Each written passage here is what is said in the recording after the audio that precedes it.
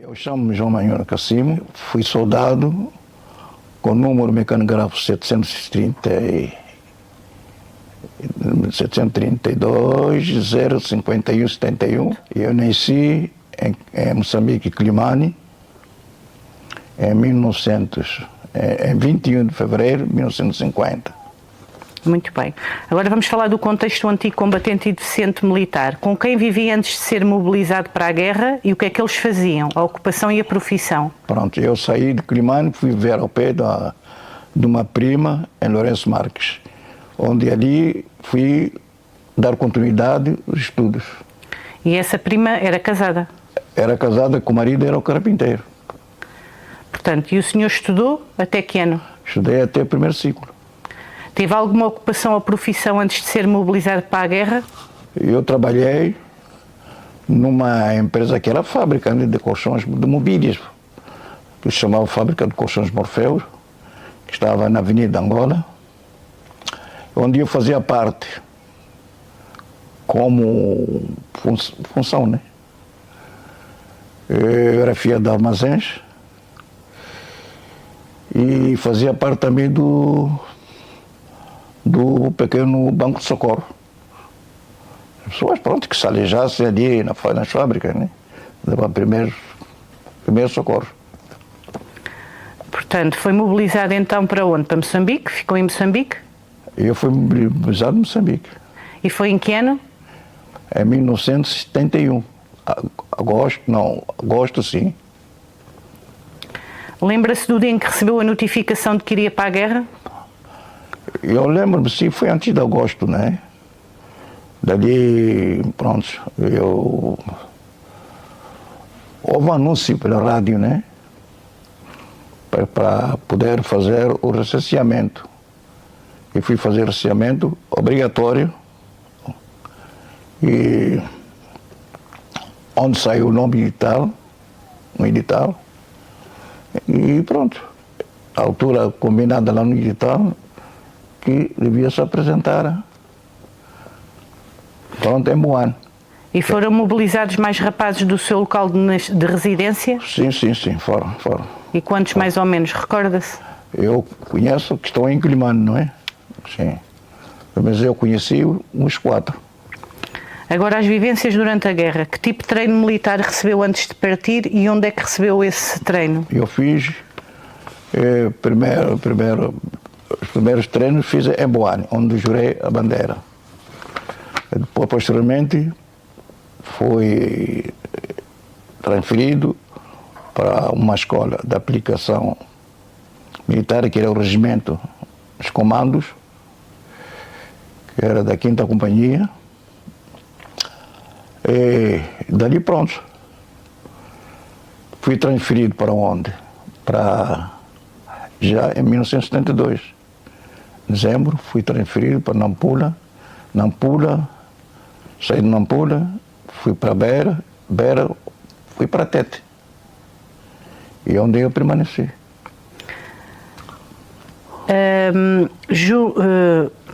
Que funções é que ocupou? Quais eram as suas funções? Funções que eu ocupei como atirador. E quanto tempo é que esteve mobilizado? Isso foi sempre no mesmo local? Isso foi sempre no mesmo local. E foi mobilizado de que ano a que ano? Mas foi no mesmo ano, em 1972. E nesse mesmo ano teve o acidente? Pois. E como é que foi a adaptação? Portanto, o senhor vivia civil e depois passou a ser militar. Como é que foi a adaptação ao quartel? Aquilo era uma dama, né? Porque aquele ambiente militar, lá onde estávamos, na zona 100%, aquilo não se vivia sossegadamente, né? Nós vivíamos sempre em conflitos. E em alerta? Sim, conflitos e alerta. Nota que nós vivíamos à base de quê? De abrigos. Você sabe o que é abrigo, né? Que são umas covas, né? Já que se cavava ali e por cima cobria com a mesma areia, né? Pronto. Mas isso fora do quartel? Dentro do quartel. Dentro do quartel? Dentro do quartel. Não se podia ver fora. Tem que ser dentro do quartel. Até o que é que faziam nesses buracos? Dormiam aí? Quando houvesse... Pois, quando houvesse... Eu lembro que fomos atacados e aquilo começaram a lançar verlight, né? Verlight e pronto. Aquilo é como o dia, né? Quando lançam aquilo ali, aquilo mesmo na escuridão, vê-se o dia. Então, e vocês abrigavam-se aí? Sim. E como é que era a vivência cotidiana no quartel? Os horários? A que horas é que acordavam? A que horas é que comiam? A que horas é que dormiam? Lá o horário, ou como era o ambiente ali era camaradagem, né? Camaradagem. Não tínhamos problemas de que...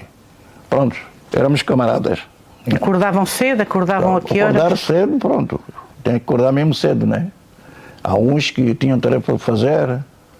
E o senhor, quais eram as suas tarefas? Eu era só tirador, não tinha tarefa nenhuma. Não tinha nenhumas tarefas no quartel? Era só esperar o dia que, pronto. E a rotina, de uma forma geral, no quartel? Sim. Para lá fazer as operações, mais nada. E como é que contactava com a família? Havia através de aerogramas, né? Na altura, havia aerogramas, né? Que a gente... E contactava com quem? Vinha um avião que a gente chamava de MAC. Mas era com quem da sua família? Foi. Mandava cartas para quem? Para meus irmãos. Porque nessa altura, pois, eu não tinha mãe. Não tinha meus pais, né? Tinha morrido. Pois. Tinha os seus irmãos? Sim, tinha meus irmãos. Eu contactava com eles, mesmo amigos. E na altura, antes de ir para a guerra, deixou namorada ou esposa? Não deixei esposa, mas deixei... Pronto, há uma que eu deixei... Uma namorada? Uma namorada, pois. E correspondiam-se? Correspondíamos, mas depois houve conflitos, né? Quando soube que tinha esses problemas todos, né? Mas isso foi depois, eu estou a dizer no momento. Depois do acidente, não é? Não, eu estou a falar antes, ainda não tinha tido o acidente. Falava com ela por cartas. Eram boas. E teve alguma madrinha de guerra? Eu tive uma madrinha de guerra, né? Que era uma prima do Jorge Jardim, né? E como é que se correspondia com ela? Talvez de aerogramas, né? E essa madrinha era de lá ou era de Portugal? Ele era... Bom, os pais são de cá, o Jorge Jardim, né? Eram donos de Moçambique. Companhia Champalimons. Mas ela estava cá ou estava lá? Estava lá. Estava lá. E como é que era a vossa alimentação? O acesso à água, se caçavam, se pescavam, quem é que cozinhava? Era o cozinheiro. E o acesso à água? Água como? A água para beber? Bom, nós tínhamos um poço onde íamos buscar, né? Um rio, né? Onde corria água, né? Íamos buscar lá. E caçavam e pescavam fora do quartel ou não? Caçar? Perdão. Bem, caçar não era bem caçar aquilo, né? Porque era um bocado perigoso sair do quartel para fazer caças, né? Era bem perigoso. Não fazíamos caça nenhuma coisa, de qualquer animal. Sim. Nem pescavam? Não. E a vossa alimentação era à base de quê? No quartel? No quartel vinha colunas, né? Do Tete. Abastecer? Sim, colunas de carro, né? Vinha abastecer a companhia. E de carne, peixe, batatas? Sim, vinha de carro. Sim, de carro, mas iam abastecer de carne, peixe? Sim. Iam lá levar os alimentos? Sim, vários alimentos. E tinham assistência médica no quartel? Como é que funcionava? Tínhamos até um dos médicos vinha encontrar com ele em Lourenço Marques quando tivesse problemas. Tínhamos um médico e o enfermeiro, né? Pronto, o maqueiro. E como é que funcionava? Sempre que vocês tinham algum problema, eles iam lá? Íamos lá para o posto médico. E eram atendidos? Sim. E levavam... Mas dentro do quartel. Sim, e levavam injeções, nem alguns dias? Aquele que dava para dar injeção, levava. Nós víamos, pronto, à base de comprimidos, né? Sim. E quando foi ferido, foi socorrido e evacuado por alguma enfermeira paraquedista ou não? Isso custou muito, né? Porque... Para já? Quando é que foi ferido? Foi ferido quando? Ferido em Tete, numa operação que foi um bocadinho difícil. Em que ano? Em 72. Foi um bocado difícil porque nós fazíamos, pronto, essas operações à base de assaltos, não sei se posso dizer, de bases. Bases inimigas, né? Como dizíamos da altura, né? Então, eu tive esse acidente, já não sei calcular quantos quilômetros fora do quartel, onde eu subimos a primeira serra, segunda, terceira, a um riacho. Que a gente estava a atravessar, passou a primeira pessoa, segunda, terceira, quarta, eu que vinha em quinto lugar, apanhei um acidente, em mina. Pisou uma mina? Sim. E estava no rio? Diga? A mina estava dentro do rio? Não, estou a dizer do riacho, pronto. Passou o riacho? Sim, atravessado. Na picada? Na picada, sim. Isto foi às 5 da manhã. Porque lá onde Mas ficamos, pisou a mina, o que é que sentiu quando pisou a mina? Percebeu-se logo? Bom, eu quando pisei a mina, isto é assim, quem pisa a mina, na altura eu não percebo. Né? Não houve barulho nenhum? Muito barulho, fez uma curva muito grande, porque aquilo estava bem reforçado. Onde eu fiquei, ficou mais um camarada meu daqui do Castelo Branco, que era o Leitão, que era um frio, Leitão.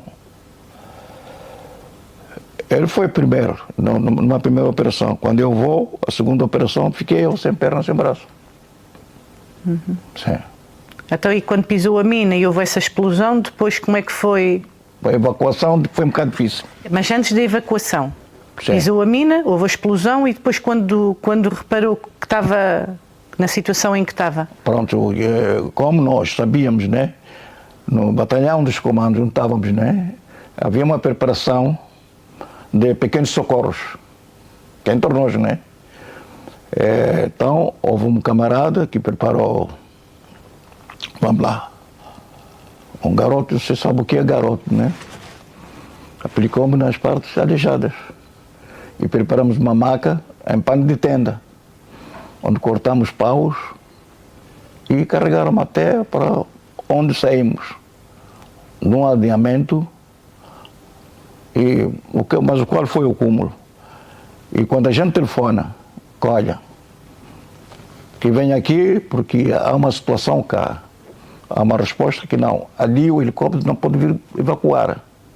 Vocês têm de arranjar uma forma de carregar este homem até o alinhamento do estavam. Veja, naquela hora que nós saímos, a hora que chegamos lá, a saída dali para lá, já fazia noite onde eu cheguei, eram já às 7 da tarde. Desde manhã, às 7 da tarde, é que chegamos lá. É quando o helicóptero vem. Mas, portanto, do local do acidente foi transferido? Sim, transferido com essas condições que nós arranjamos. Com a maca foram para o quartel? Até para o quartel. Não, para o quartel não, para o aldeamento. O aldeamento? Sim. Dos nativos? O aldeamento, pronto, isso, pronto. Isto aí. Era da população que lá vivia? Da população que havia, assim, nessa população havia um responsável que eram polícias, né? Polícia portuguesa, né? Eles mandavam naquele aldeamento. E como é que se chamava o aldeamento? Sabondo. Era Sabondo. Até aí depois o helicóptero foi lá buscá-lo? Pode que foi lá buscar. Já para Tete, para o hospital de Tete. Não foi fácil isso. E nessa evacuação, no helicóptero, foi alguma enfermeira paraquedista? Não foi nenhuma coisa. Foi uma coisa. Eu fiquei no hospital, nessa altura, fiquei 7 dias na reanimação. Sim, então fiquei 7 dias na reanimação. E depois, quando caiu em si e viu pronto, como é que ficou? Eu fiquei, pronto. Fiquei naquela coisa, pronto, aqui a vida acabou. Pronto, depois de Tete chegou a ser evacuado para Portugal? Não fui evacuado para Portugal porque na altura, eu não sei o que aconteceu, né? Mas vinham alguns para cá, como? E eles puseram-me em Lourenço Marques. Lourenço Marques, no destacamento militar. Ou seja, foi transferido de Tete para Lourenço Marques? De Tete, o hospital de Tete para Lourenço Marques. E em Lourenço Marques teve quanto tempo internado? Até em 74. Até 1974. Quando houve o governo de transição, né? Pronto. E tem alguma memória das enfermeiras paraquedistas ou não chegou a vê-las? Não, eu não tive, eu não tenho essa memória ter conhecido, mas conheço,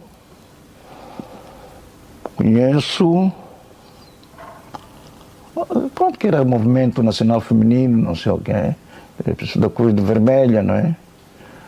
Que vinham, pronto, dar-me pequenas assistências. No hospital? No hospital. E ainda agora, ainda no quartel, antes de ter o acidente, como é que ocupava os tempos livres? Não tínhamos como... Dentro do quartel? Não, aquilo estava tudo fechado, né? Mas os tempos livres, jogavam à bola, jogavam cartas? Sim, jogavam bola, cartas. E como é que passavam os feriados e as festas? Tipo o Natal, a Páscoa, os aniversários? Olha, eu não passei nenhuma festa lá, não é? Quando eu tive acidente, eu lembro de ter passado festa, foi aonde? Foi um regimento, na companhia de instrução dos comandos, que é onde eu passei lá. E mas como é que foi? No quartel, aquilo foi muito... A gente tratava-se bem. E tinham contactos com as populações locais, fora do quartel? Eles vinham, a população local vinham para tratamentos. E vocês não iam lá também fazer patrulhas ou aos aldeamentos mais próximos? Havia lá uma força que chamava-se o OPV. OPV. Isso era o quê? Que andava lá, como se chama, a guardar a população, não é? Mas fazia parte das vossas tropas? Fazia parte da tropa portuguesa, sim. Era uma força criada, pronto. O governo que tinha criado aquilo. Para proteger a população local? Sim. Mas vocês do quartel iam até essas populações locais? Tinham intercâmbio com eles? Eu tinha lá os rapazes, né, pronto, que vinham lá ajudar a lavar a roupa, não sei o quê, pronto, e voltavam. E contactavam com outros portugueses na zona em que estavam colocados? Havia um cantineiro, né, do Monteiro, acho que no quartel onde eu estava. Íamos lá ter com eles. E quais é que eram as principais dificuldades que enfrentavam no vosso dia-a-dia? Seja no quartel e quando tinham de sair do quartel? Quais eram as maiores... a dificuldade é, pronto, né, as maiores dificuldades? Nós tínhamos dificuldades porque aquilo era um meio isolado, né? Nós não podíamos contactar com pessoas que estávamos habituados, pronto. Mas que, pronto, era entre nós. E como é que viveu a sua participação na guerra? Foi excelente. Eu fiquei, pronto. Convenci-me, né? Que era aquele ambiente que eu estava a viver. Se não tinha outra forma, né? Pronto, era um serviço militar obrigatório. Está bem, mas podia não concordar com ele, não é? Muitos estavam lá e não concordavam. Eu concordava porque eu era cidadão. Tinha que fazer, que nem cumprir o serviço militar obrigatório para defesa da pátria, não é? Sim. Mas há muitas pessoas, mesmo portugueses, que vieram de cá e chegaram lá e a impressão que eles muitas vezes têm é que não estavam ali a fazer nada, estavam a invadir o espaço dos outros. Havia pessoas com essa noção, né? Por exemplo, os portugueses que saíram daqui. Mas a sua perspectiva, como vivia lá, pois. Por isso é que eu quero perceber, como o senhor já vivia lá, sim. O que é que sentiu? Sentiu que acha que estavam a invadir ou não? Não, eu senti, pronto, estou aqui como militar, acabou. Eu que me sentia com conversas com os camaradas. Pronto. E enquadrava-se naquele ambiente. Existem outras memórias ou histórias que gostasse de partilhar? Assim, uma história que lhe aconteceu ou um seu colega? Tipo no mato, coisas que tivessem acontecido? Não, eu tive colegas também, pronto. essas coisas que me aconteceram, não, eu fiquei um bocadinho, pronto, com a memória já um bocado perturbada, né? Porque quando eu vejo, este foi e morreu. Um colega mesmo do meu portão morreu. Foi outro, veio, só notícia que veio sem perna. Outro veio com outros problemas. Não tem assim nenhuma memória boa? De uma coisa que aconteceu? Não, isto tudo foi a base de conflito, né? Está bem, mas podia ter acontecido. Imagina uma pessoa, um nativo qualquer, foi lá levar qualquer coisa ao quartel e toda a gente ficou muito contente. Sei lá, assim uma memória, assim uma coisa, não tem memórias desse estilo? Não, eu não tenho assim uma coisa muito forte, né? Porque eu fiquei um bocadinho, nessa altura fiquei um bocadinho assim, porque o que me aconteceu não devia ter acontecido, né? Podia ter outra forma, né? Porque eu fiquei doente. Que não podia participar naquele dia, naquela operação. Mas vi-me obrigado a sair para uma operação, porque se eu não fosse naquela operação, então não ia. Eu não sabia os motivos porquê. Eu caí por 3 vezes, eu não estava mesmo doente. Mas forçaram-me até esse aldeamento onde saímos, eram 4 da manhã, para onde eu apanhei esse desastre. Ou seja, o senhor estava doente e obrigaram-no a ir? Sim, obrigaram-me a ir, porque estava doente. Vieram acordar à madrugada, olha, tens que ir lá receber a ração do combate, se você não recebe, o portão não vai. Mas eu perguntava por que o portão não vai, qual é o problema, eu estou doente. E isto é a memória, deixou um bocadinho, né? Pronto, e isso dá-lhe revolta, porque se calhar se estivesse bom, se calhar não lhe tinha acontecido isso. Sim. Histórias assim com camaradas seus de coisas que aconteceu, que viveu, não viveu, tipo quando teve o acidente, viu alguma coisa mais trágica? Não, mas pronto, a história que eu vi é a mesma história que eu digo, né? Que era ambiente só de guerra, pronto, né? Não era ambiente assim, pronto, era só de guerra lá dentro, não se falava outra coisa, às vezes eu pensava, mas estamos aqui a fazer o quê? Não. Pronto, mas vinha também outra memória, olha, estamos aqui para defender a pátria. Pois. Agora, depois quando saiu do hospital e quando regressou mesmo a Moçambique, à sua vida normal, quando é que foi? Sabem que ano é que foi? Quando saiu do hospital de vez? Este é em 1974, né? Saí. E voltou para eu, onde? como não podia ir para Quilimane, onde eu nasci, né? E ali havia um bairro que chamava-se Fundação Salazar. Eu e muitos camaradas, né? Para quem saísse do hospital, iam ser postos desse bairro, que é de Fundação Salazar. Eu tinha lá, uma casa onde via, e muitos meus camaradas deficientes. Vivíamos nesse bairro. E viveu lá muitos anos? Vivi até a altura que eu vim para aqui. Isso, veio para onde? Para cá, em Lisboa. Isso foi em que ano? Agora a memória não me foge, isso foi nos anos 80. E veio para cá fazer? Vim cá para me tratar disto, mas a intenção era para ficar. Mas veio para o Hospital Militar? Vim para o Hospital Militar, a intenção era... Da onde? Da Estrela? Estrela? Não, primeiro fui ao Anexo. Anexo não, minto. Primeiro fui a... Mas o senhor, quando veio de Moçambique nessa altura para Portugal, foi à sua conta? Na minha conta, sim. Na altura ninguém queria saber de nada de nós, né?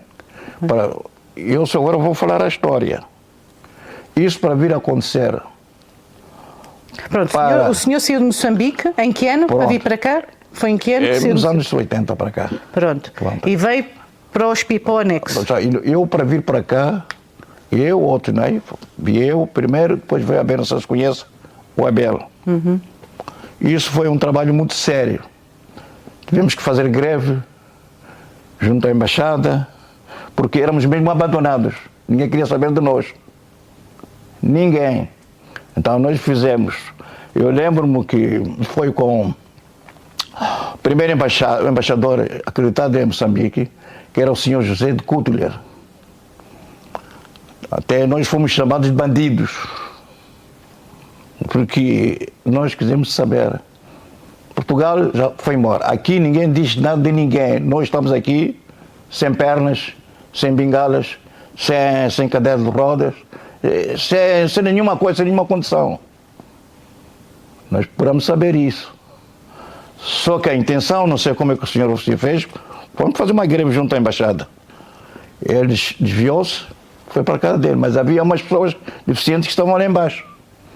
E vieram alertar que, olha, nós ficamos desde manhã até aquela hora das 15 horas, lá na embaixada, sem comer, sem beber, sem nada.